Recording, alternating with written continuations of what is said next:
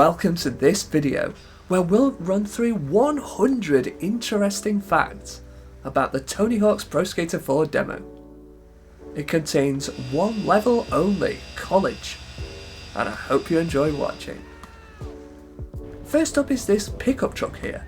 In the demo it's purple with some kind of vinyl on the back half.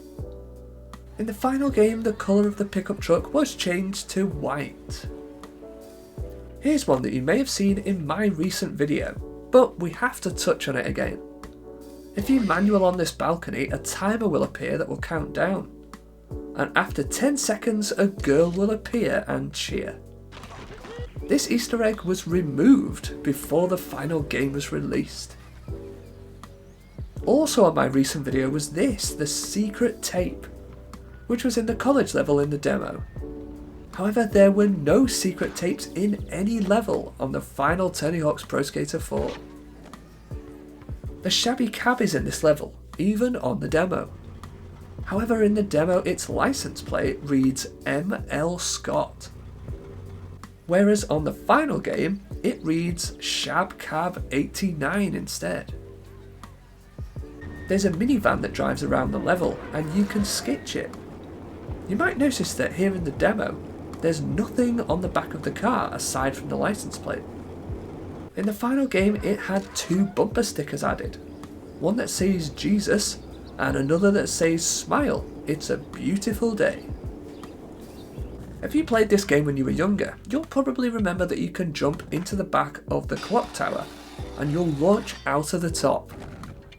But in the demo you actually clip through the clock face when you launch out. In the final game, this was fixed. The menu sounds are different in the demo compared to the final game. Take a listen here. The demo is up first.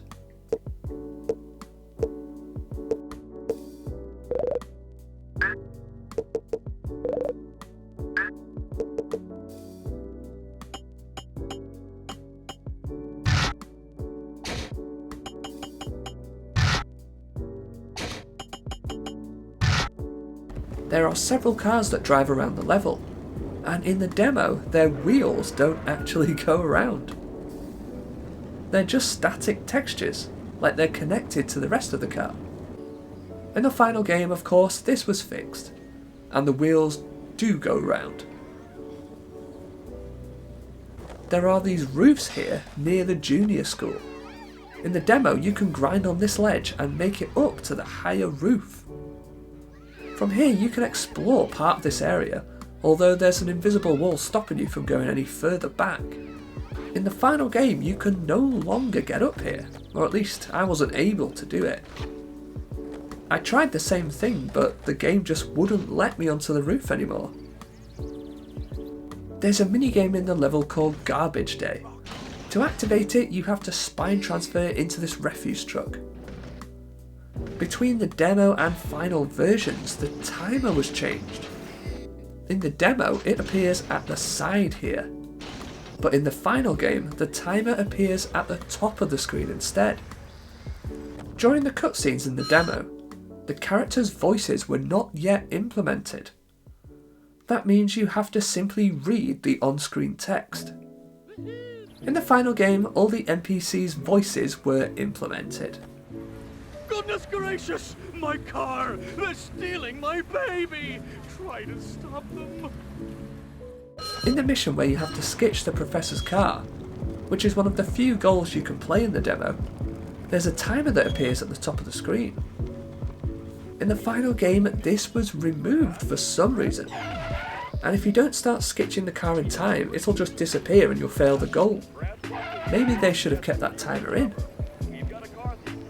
Another goal you can play in the demo is the combo letters one, which is given to you by Ollie the Magic Bum. Between the demo and final versions, this goal was changed. This is the combo line you have to follow in the demo.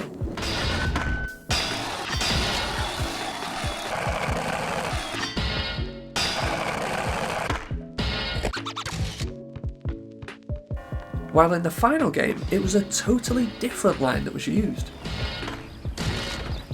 Way to go, kid!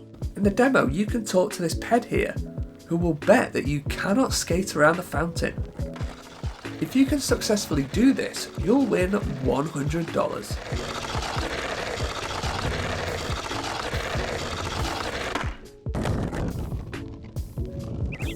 This little minigame, or side quest, was removed from the final game.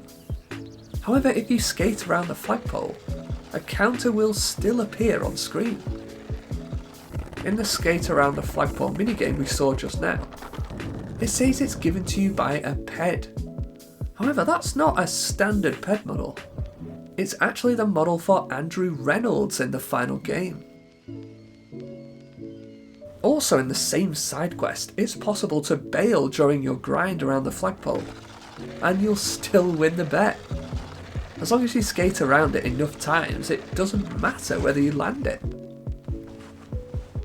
There were numerous new controls and tricks added in Tony Hawk's 4. One of them was the quick turn. However, in the demo, the quick turn had not yet been implemented. In the final game, it's performed by pressing L1, R1 and down all together. Your skater will quickly turn 180 degrees. The Pro Tricks menu lets you turn on specific pieces of geo, specifically things like quarter pipes that appear in certain goals. In the demo, all the sets are either locked or they're not in the demo. However, you can get some of them to load by starting particular goals, like this one, but you just can't turn them off again. Before, we looked at the combo letters goal, but there was another change we need to talk about. The letters themselves are darker to begin with here on the demo, but in the final game they were made brighter. Over here in this building, we can get up here to see a cafeteria inside. In the demo, the glass windows are solid.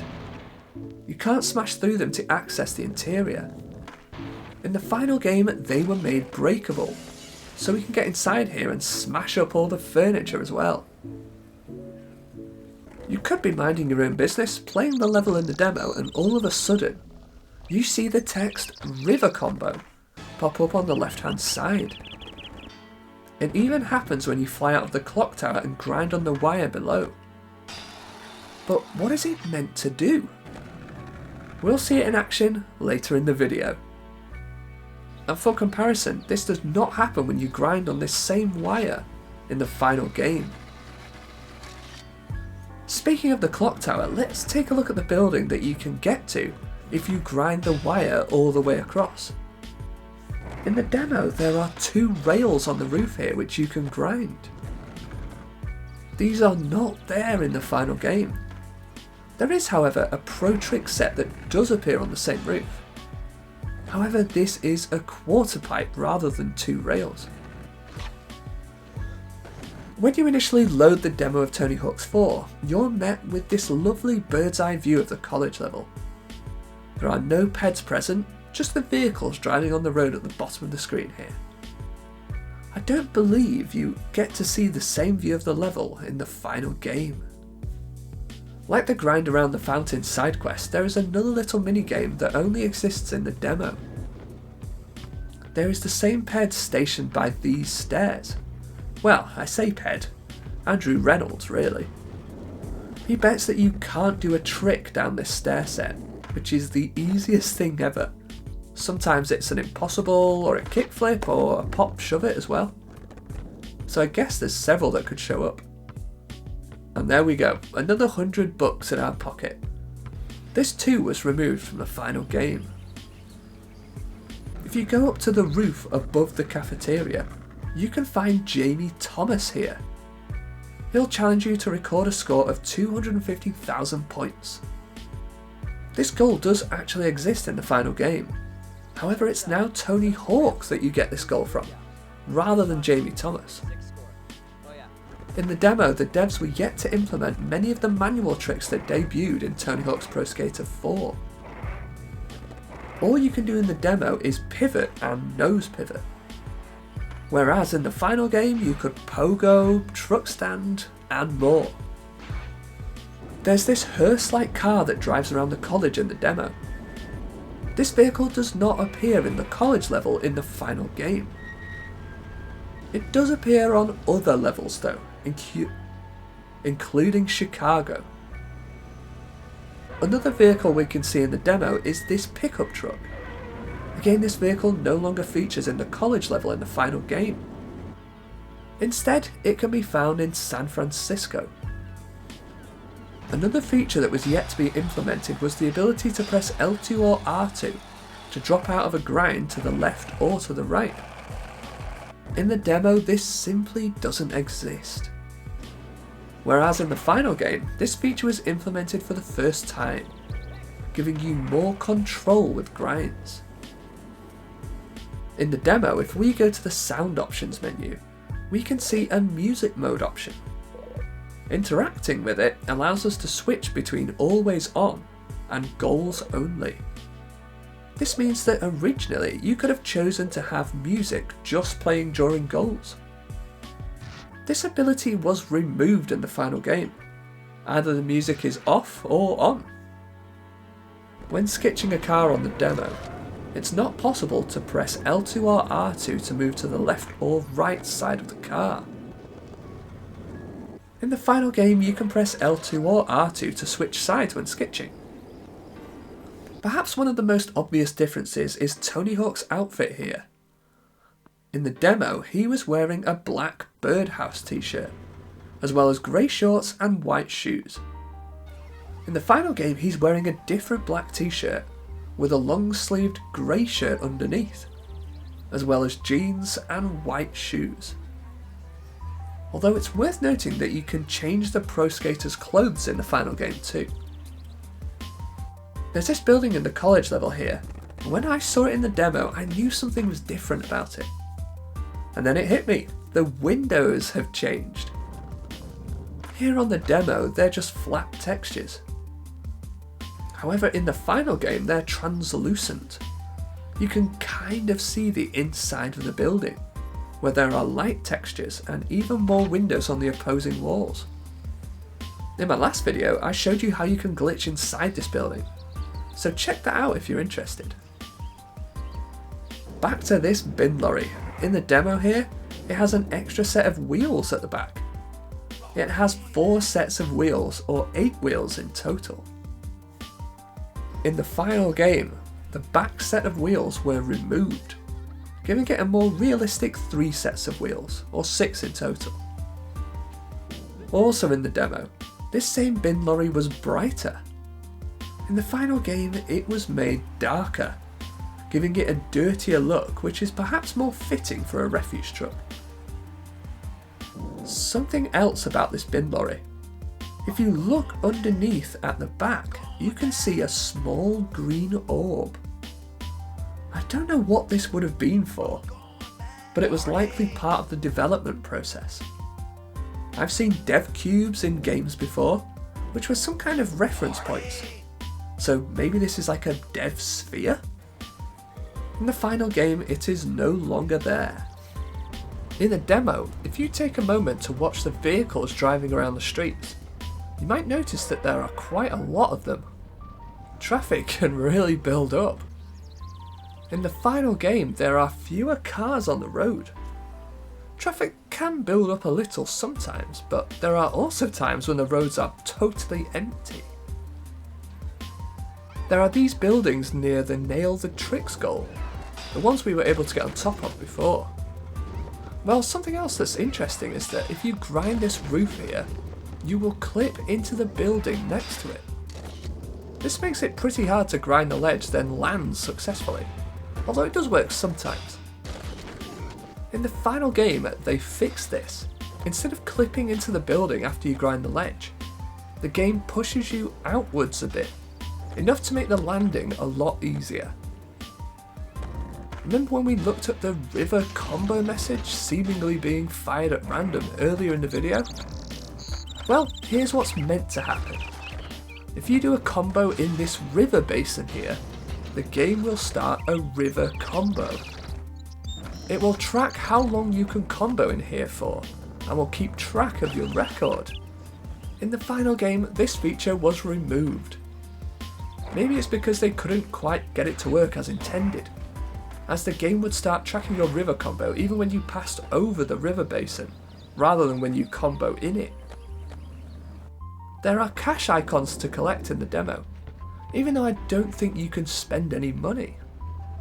As you can see, they look quite dark here, and in comparison in the final game they were made brighter, same as the combo letters. This was probably done to help the player spot where they all are on each level. When I was messing around in the river basin, I found this curious glitch, if you can call it that. If you skate up one of these quarter pipes here, then spine transfer, but intentionally go off to the left or right when you land on the ground, you can still perform a revert and keep your combo going. As I understand it, I don't think you should be able to do this. You should only be able to do a revert when you come down a quarter pipe. But I found that the game still lets you revert in this scenario. I also tried this on the final game and it worked here too. So it likely works on other levels with similar geo too. There's a goal in the demo where you have to collect skate letters. And here it is. The S is located just ahead of us here. The K is just ahead.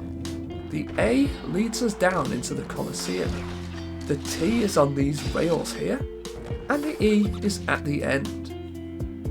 To be honest, it feels more like a combo line than a skate letters goal, which might have been the reason why it was changed in the final game. Instead, the S is above the entrance to the school. The K is on this wire up here. The A is near this balcony. The T is at the cafeteria building. And the E is up here. Totally different placements. If you go up the ramp on the pickup truck, then grind this rail on the schnitzel shop, you'll get the gap Schnitzels for all.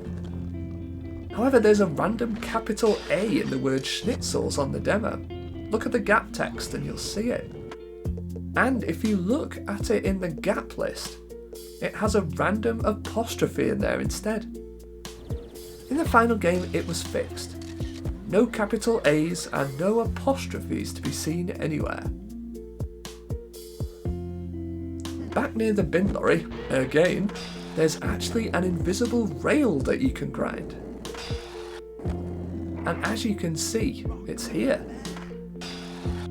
Of course, in the final game, this erroneous rail was removed, so you could no longer grind on thin air. Also near the garbage truck is this bin.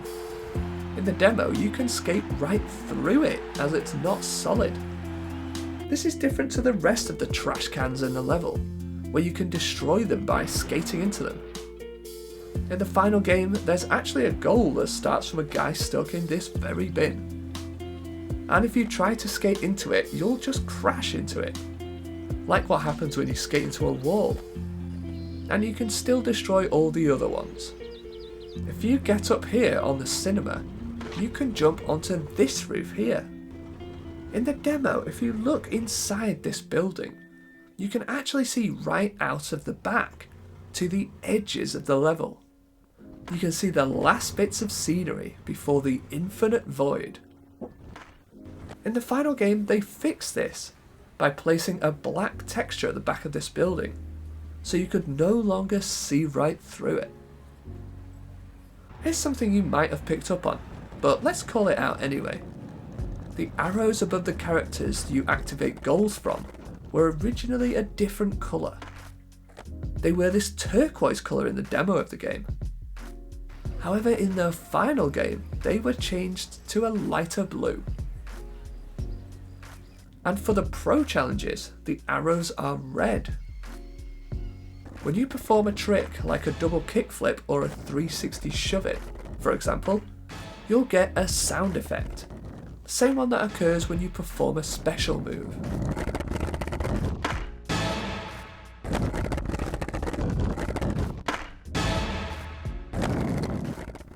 This is likely a leftover from Tony Hawk's Pro Skater 3 where the same thing happens. In the final game, this sound effect was changed. It's the same one that's used when switching between different flat ground tricks instead.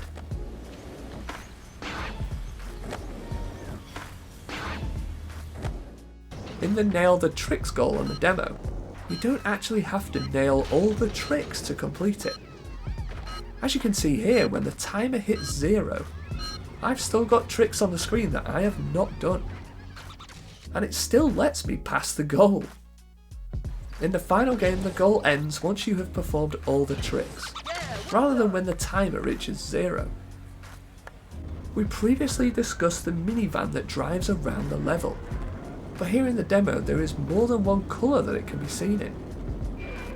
Aside from the standard white minivan, there's also a gold one roaming around.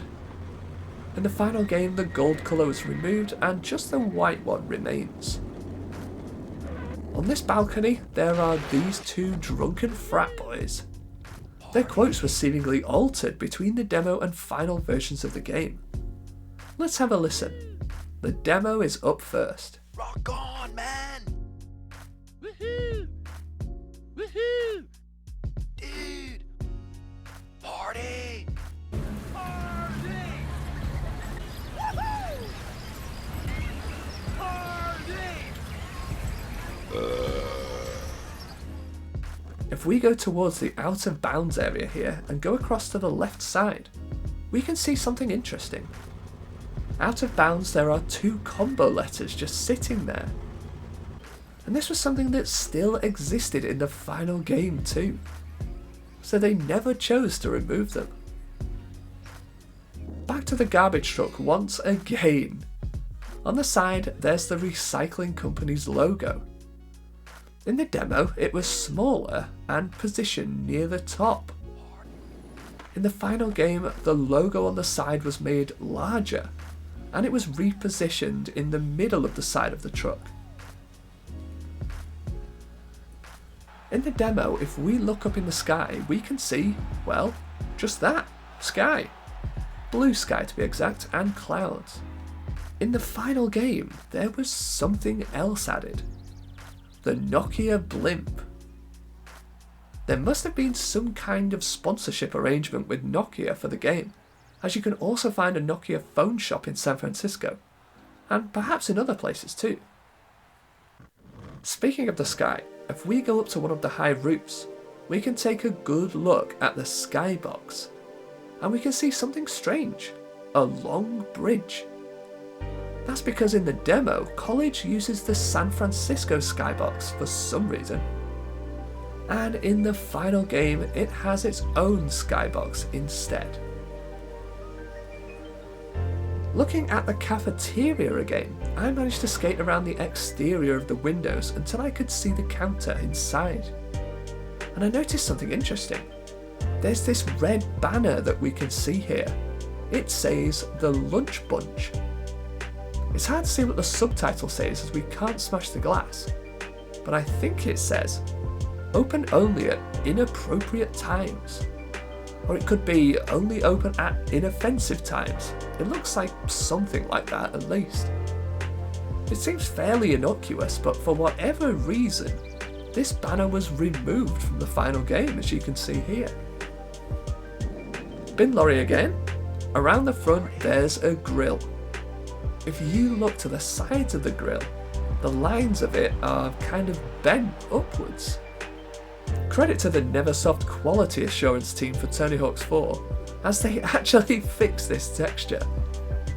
It might only be a small thing, but in the final game, as you can see here, the lines across the grill go straight across and don't bend up at all at the end.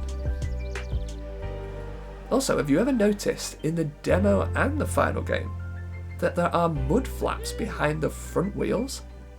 They say Big Flap Co, with Co being short for company.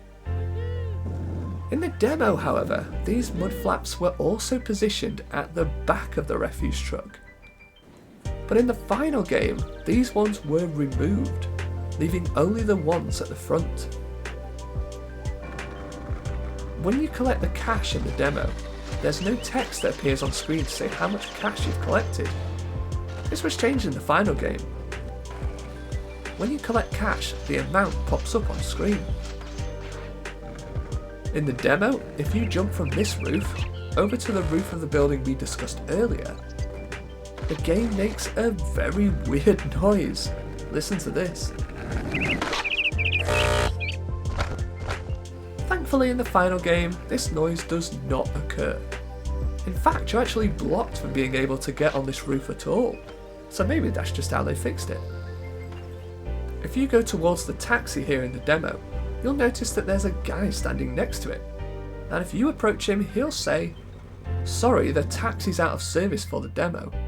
Maybe if you buy the real game, I can afford to get it fixed." In the final game, of course, this was removed. With the Nail the Tricks goal we saw earlier, in the demo it's Steve Caballero who gives you this goal. However, on the final game, it's Tony Hawk. Or if you're playing as Tony, it'll be a Neversoft Skater instead. Let's take a look at an interesting glitch on the demo. I was playing the Garbage Day minigame and I got stuck in mid-air, and then I dropped through the truck. I actually managed to recreate this in the final game, except when I still floated in mid-air, I didn't end up falling through the truck. The goal on the roof of this building that we discussed earlier, here on the demo, it's a standard goal. However, in the final game, it was upgraded from a standard goal to a pro challenge, hence the red arrow above Tony's head here. If we go to the goal list menu in the demo of the game, we can see that a load of goals say not in demo. If we compare this to the final game, naturally, the not in demo text is removed. The menu also has a different look and feel overall. If we go up the ramp again on the back of the pickup truck to reach the Schnitzel shop awning, we can get on this balcony here. An interesting difference between the demo and the final game is that here in the demo, these fences are not destructible, and they can get in the way quite a bit. In the final game, the devs decided to make these destructible, which was a good move, I think. There's a sign on this building here which reads Johnson Hall, established in 1948 by Hugh G. Rection. This is present in the final game too, so even though there's no difference between them, I thought it was just too good not to mention. There's actually a difference between the on-screen text for the tennis minigame between the demo and the final game. In the demo, the controls for quitting the minigame are listed in the text box, while in the final game it's separate. Speaking of tennis, the control to quit the minigame was changed between the demo and the final game. In the demo, you had to press square to exit the minigame, whereas in the final game it was changed to triangle. Well, back to that garbage truck again. In the demo, if you look here, you can actually see the headlight texture coming through into the wheel arch. This was fixed in the final game. Kind of. You see, they fixed it on this side of the bin lorry here. However, if we go around to the other side, we can see they forgot to replicate the fix over here. If we go into the Coliseum here in the demo, the rails that run down the middle of this area are grey. In the final game, these were changed to like a reddy orange colour instead. Also in the demo, you might notice that the walls in the Coliseum are quite bare. There's nothing really on them. In the final game, the devs added a few posters for touch football tryouts. Whenever you start a goal in the demo, the text that pops up is all in the same colour. That was changed in the final game. The person's name is in blue, while the rest of the text retains its white colour.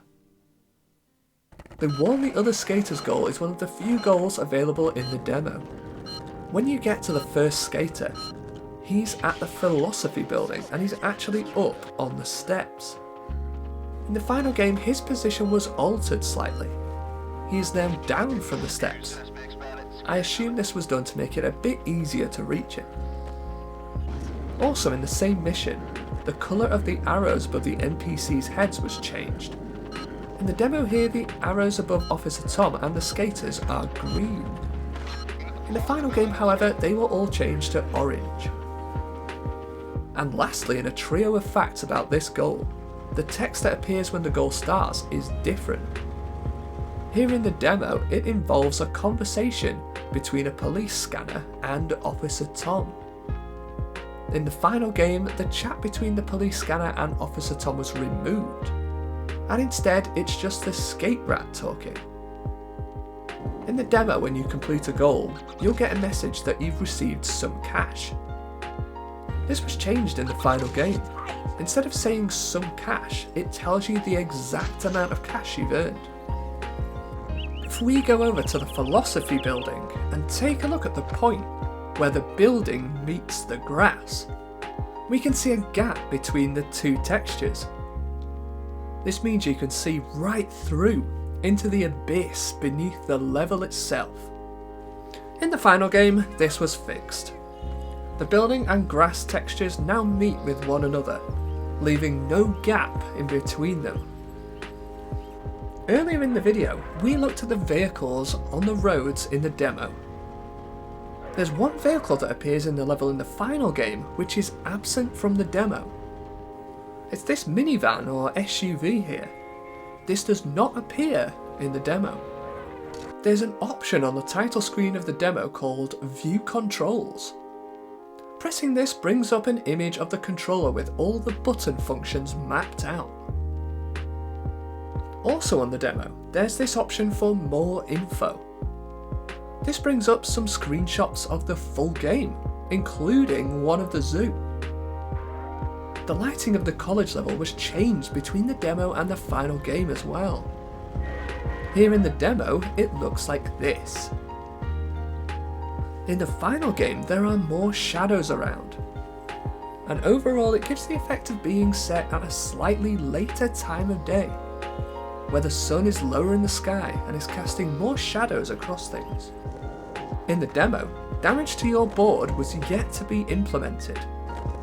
That means you could skate around for as long as you like, and your board will always look like it's in mint condition. In the final game, the devs implemented visual damage to your board, meaning that if you've been skating around for some time, your board would look worn.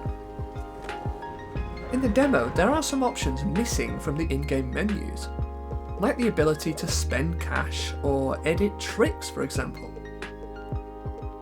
In the final game, naturally you could do more things from the pause menu, like editing your tricks of course.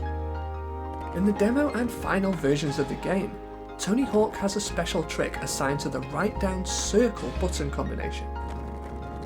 In the demo, it was the 900 that Tony had. However, in the final game, this was changed to the Indy 900 instead. Of course, you can edit the tricks to be whatever you'd like though.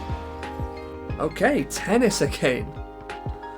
As we mentioned earlier, there is extra information about quitting the minigame included in the opening text. However, when the minigame is in flight, there is no text on screen to remind you how to exit. In the final game, the button required to quit the minigame was shown throughout, in the top right of the screen.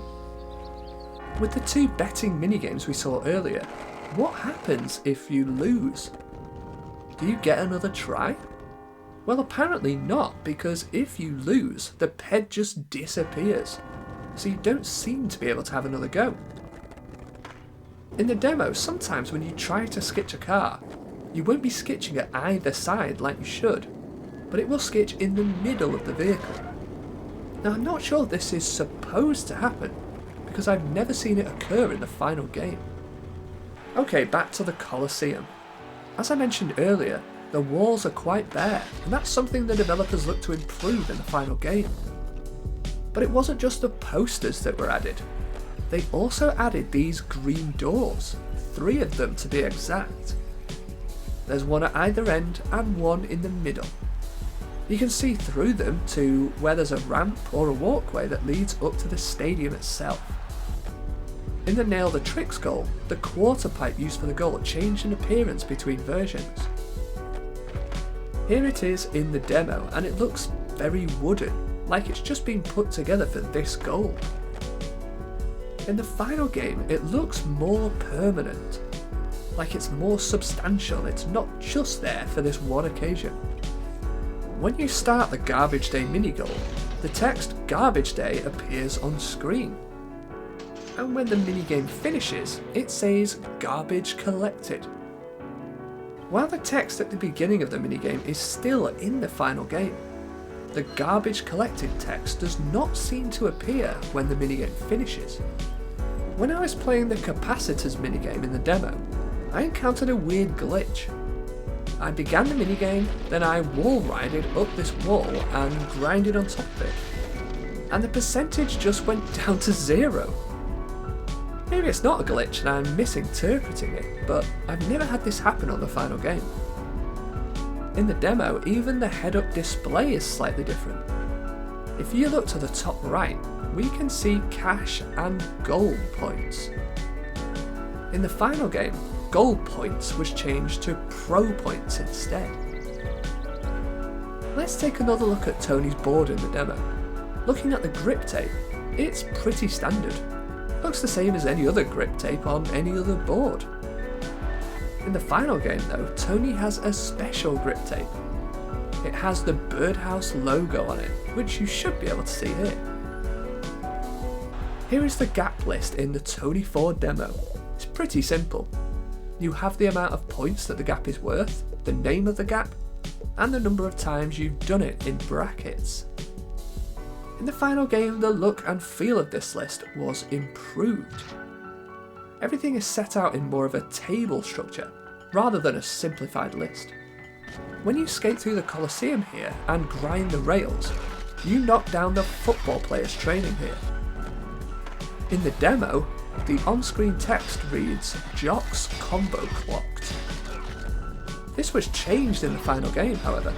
It was changed to "Clocked Jocks." Taking another look at these betting minigames, what happens when you lose? The ped says that he bets you $100 that you can't do the thing he's asking you to do. Well, if you lose the bet, you don't actually lose any cash. I have 175 cash here, and after losing the bet, I still have $175. In the Garbage Day minigame, again, did you know that you can increase the amount of time you have to collect all the money by doing a special trick? Each special trick that you perform gives you an extra 10 seconds on the timer. And this wasn't just in the demo either, this was in the final game too, but I just never knew about it before now. If we go over to the Colosseum again, we can find this goal. It's the one where you have to clock 5 jocks in one combo. In the demo, the NPC here is called Little Buddy, as you can see here. However, in the final game, he is called Your Buddy instead. In the demo, if you fail or end a goal, you can go to the relevant NPC to begin the goal again. But there's a second option to quick start the goal. What this does is skip the cutscene and instead you just go straight in. In the final game, this feature was removed, probably because you can just skip the cutscene. So it's almost just as quick to start the goal normally. And as a bonus, here's me beating the tennis minigame in the demo. I don't think there's a difference between the demo and final games here, but still, I was just proud of it. And I think that's the end of the video now. By no means is this an exhaustive list of all the differences between the demo and the final game, because there are probably more. So if you know of any, please do let me know in the comments. Well, I hope you've enjoyed it and thank you for watching.